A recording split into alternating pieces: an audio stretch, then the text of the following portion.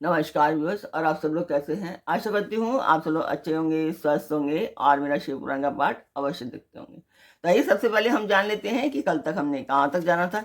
तो कल तक हम सुन रहे थे कि जो शिव की महिमा है या जो शिव का साक्षात्कार करना चाहते हैं उसे शिव का ज्ञान प्राप्त करना चाहिए और शिव पुराण अवश्य सुननी चाहिए। और उन्होंने बताया था कि इसे शिव पुराण को कम से कम 5 बार अवश्य सुने ताकि उनको शिव की महिमा का ज्ञान हो सके और इससे मोक्ष की प्राप्ति अवश्य होती है। और उनके जो मैं कॉमन भाषा में बता रही हूँ कि उन्हें जो उनके काम जो हैं वो अवश्य बनते हैं, इसमें कोई संशय नहीं है। तो जो नए दर्शक हैं उनको मैं बता दूं कि ये पाठ एक शुभ कार्य है, ऑब्वियसली मंदिर के लिए है।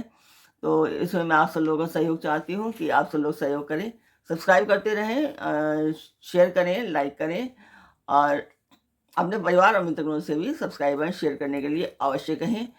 तो ज़्यादा से ज़्यादा शेयर करें ताकि ये मेरा उद्देश्य पूर्ण हो पाए। तो जिस मंदिर का मैं वर्णन कर रही हूँ उस मंदिर की वीडियो डालती हूँ, आप लोग देखें और मुझे बताएं कि आपको मेरा पाठ कैसा लग रहा है। कमेंट अवश्य किया कीजिए।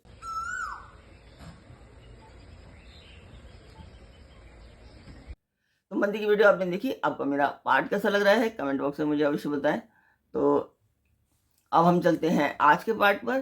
तो आज से हम शुरू कर रहे हैं शिव पुराण में उमा संहिता। तो उमा संहिता में आज आप सुनेंगे कि भगवान श्री कृष्ण के तप से संतुष्ट हुए शिव और पार्वती का उन्हें अविष्ट वर देना तथा शिव की महिमा। यो धते भुवनानि सप्त गुणवान स्रष्टा रजः संश्रयः सहर्ता तम सान्वितो गुणवर्ती मायामतीत्य स्थितः सत्यानंद मनंत बोध ममलम ब्रह्मादि संज्ञा स्पदम नित्यम सत्व समन्वयात धिगतम पूर्णम शिवम धीमहि। तो इसका मतलब है कि जो रजोगुण का आश्रय ले संसार की सृष्टि करते हैं, सतुगुण से संपन्न हो सातों भुवनों का धारण पोषण करते हैं, तमोगुण से युक्त हो सबका संहार करते हैं तथा त्रिगुणमयी माया को लांघकर अपने शुद्ध स्वरूप में स्थित रहते हैं, उन सत्यानंद स्वरूप अनंत बोधमय निर्मल एवं पूर्ण ब्रह्म शिव का हम ध्यान करते हैं। यही सृष्टि काल में ब्रह्मा, पालन के समय विष्णु और संहार काल में रुद्र नाम धारण करते हैं तथा सदैव सात्विक भाव को अपनाने से ही प्राप्त होते हैं। तो यहाँ पर ऋषि कहते हैं कि महाज्ञानी व्यास शिष्य सूत जी, आपको नमस्कार है। आपने कोटि रुद्र नामक चौथी संहिता हमें सुना दी। अब उमा संहिता के अंतर्गत नाना प्रकार के उपख्यानों से युक्त जो परमात्मा सांब सदाशिव का चरित्र है, अब हमें वो बताइए। तो यहाँ पर सूत जी कहते हैं कि शौनक आदि महर्षियों भगवान शंकर का मंगलमय चरित्र परम दिव्य एवं भोग और मोक्ष को देने वाला है। तो शिव पुराण में जो ऋषि हैं, शौनक जी हैं और सूत जी हैं, ये तीनों बात कर रहे हैं आपस में। यही चल रहा है अब तक। तो अभी पिछले में तो शौनक जी नहीं थे, इसमें शौनक जी भी हैं। अभी वो सूत जी अभी शौनक जी को भी सुना रहे हैं। पूर्व काल में मुनिवर व्यास ने सनत कुमार के सामने ऐसे ही पवित्र प्रश्न को उपस्थित किया था और इसके उत्तर में उन्होंने भगवान शिव के उत्तम चरित्र का उन्होंने गान किया था। उस समय पुत्र की प्राप्ति के निमित्त श्री कृष्ण के हिमवान पर्वत पर जाकर महर्षि उपमन्यु से मिलने उनको बताई हुई पद्धति के अनुसार भगवान शिव की प्रसन्नता के लिए उन्होंने तप करने उनके तप से प्रसन्न होकर पार्वती, कार्तिकेय तथा गणेश सहित शिव के प्रकट होने तथा श्री कृष्ण द्वारा उनकी स्तुति पूर्वक वरदान मांगने की कथा सुनाकर सनत जी ने कहा कि श्री कृष्ण का वचन सुनकर भगवान भव उनसे कहते हैं कि वासुदेव, तुमने जो कुछ मनोरथ किया है वह सब पूर्ण होगा। इतना कहकर त्रिशूलधारी भगवान शिव बोले, यादवेंद्र, तुम्हें सांब नाम से प्रसिद्ध एक महापराक्रमी बलवान पुत्र प्राप्त होगा।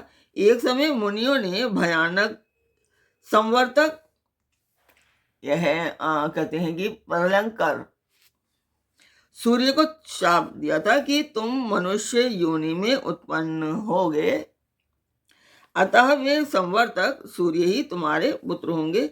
इसके सिवा जो जो वस्तु तुम्हें अभिष्ट है वह सब तुम प्राप्त करोगे। तो सनत कुमार जी कहते हैं कि इस प्रकार परमेश्वर शिव से संपूर्ण वरों को प्राप्त करके श्री कृष्ण ने विविध प्रकार की बहुत सी स्तुतियों द्वारा उन्हें पूर्णतः संतुष्ट किया। तदंतर भक्त वत्सला गिरिराज कुमारी शिवा ने प्रसन्न हो उन तपस्वी शिव भक्त महात्मा वासुदेव से कहा कि पार्वती कहती है कि परम बुद्धिमान वसुदेव नंदन श्री कृष्ण, मैं तुमसे संतुष्ट हूं। अनग, तुम मुझसे भी उन मनोवांछित वरों को ग्रहण करो जो भूतल पर, मतलब जमीन पर दुर्लभ है।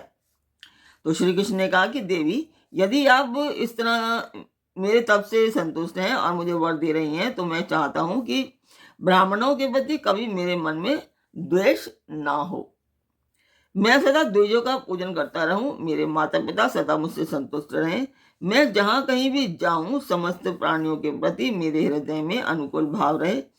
आपके दर्शन के प्रभाव से मेरी संतति उत्पन्न हो, उत्तम हो।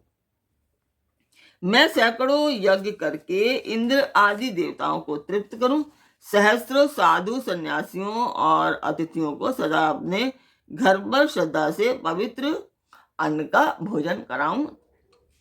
भाई बंधुओं के साथ नित्य मेरा प्रेम बना रहे, ताकि मैं सदा संतुष्ट रहूं।